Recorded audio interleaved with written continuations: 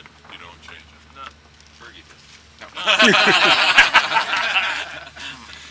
No, we don't. We actually, we used to have like this quick release system, and we used to use it because it was, I guess, coming from the Tornado. We always used to worry about breaking the mast if you didn't have it fully rotated. But then I don't know whether it was laziness or something, but I just stopped doing it last year or 2 years ago. Yeah, actually I stopped doing it because Skiff Boy here came from the 49er and he didn't understand mast rotation. So after half a season I got sick of asking him to let the mast rotation go, and then we looked around and said, actually we don't think it makes any difference anymore. So like you're going so fast downwind anyway that like letting the rotation out doesn't really make a hell of a lot of difference. It's in light conditions when it's windy. Yeah, the light stuff, you need to do it. Yeah, when it's blowing like shit, then you should, because it's just an added safety factor. And Macca just needs to walk to the Nacra office shop and get a new mast. With all the masts in it. Pay money for it. No, but I can, like, I've never broken one. And I treat them like shit, to be honest. You know, like because if anyone's got to break stuff, it should be us. You know, it's better that we break it and learn, and then tell everybody, you know, what not to do. Right, that's true. It's better for us to figure it out. You know, it's like we did the same thing with the Nacra 20. You know, we said, okay, let's see what happens with it. Sailed it in 30 knots with the boards fully down and reaching. See what happens. Don't do it. It's not awesome. Did you get both of them that day? No, I didn't break anything except for me. Yeah. We broke the spinning pole because the boat cartwheeled at 25 knots.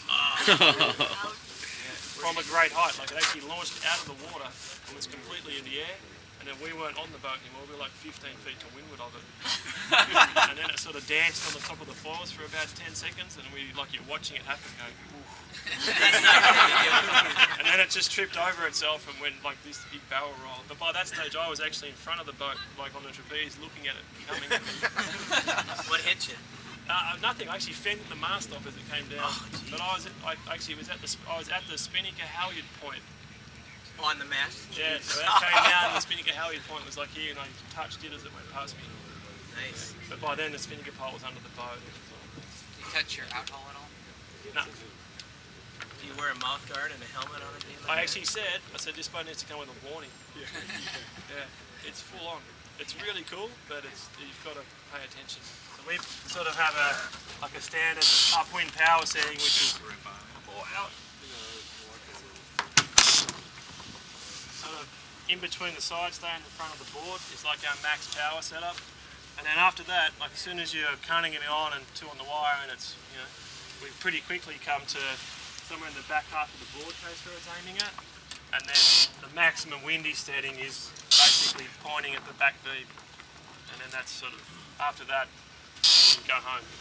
You know? But that's just sort of the simple thing, is so to make power we're at the front half of the case, to go fast we're at the back half, and then when it's gone totally to hell then we're at the back beam. When it's really windy, do you travel out? No. You never travel? No. So why do you have to travel?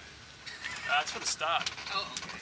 Yeah, actually it is the only time you touch it. That's right. Or if it's blowing nuclear at the top mark and you bear away, but that's pretty much it. Not much point. The other good thing here on these boats is you can see where the swage goes into the mast. And we just put some marks here for the tension, so we calibrate it on the lose gauge before we go sailing. So we'll set up and we mark off where this swage is meeting on the mast here, and we put marks on it. So here we just put 3 marks, like light, medium and heavy, but that relates to about 38 on the lose gauge, 40 and then 42.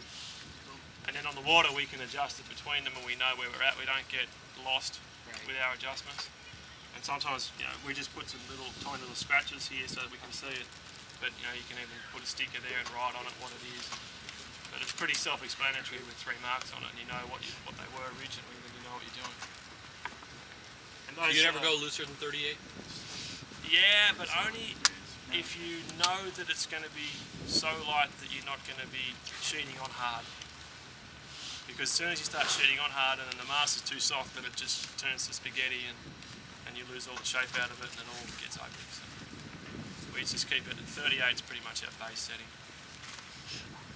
On On the Mast rotation, so when you go for max power setting, Yeah. do you find that the camber of the sail is reduced at that point? It is a tiny bit, like that's why that's the maximum line. Like if you go past that, then the mast goes onto the soft axis too much, and then it falls apart again. It's got nothing. So at this point here, it's still stable, but if you go outside that, then yeah, it does happen. So Okay. that's your line for your max rotation is when the mast starts getting out of column, essentially. Okay. Yeah. So when your mainsail at the medium sheet setting is if it's looking flat, then you've gone past the. You've gone too far, yeah. And you're bending the. Or your mast is too soft. soft axis. Yeah.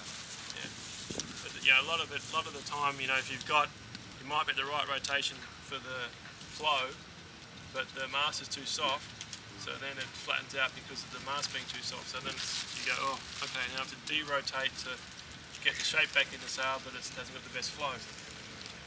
Okay. So then it's hard. Gotcha. Yeah. So the shroud really is your For us, max forward. yeah, for sure, upwind the shroud is the limit. Yeah. You go almost 90 degrees downwind then? No, we don't touch it.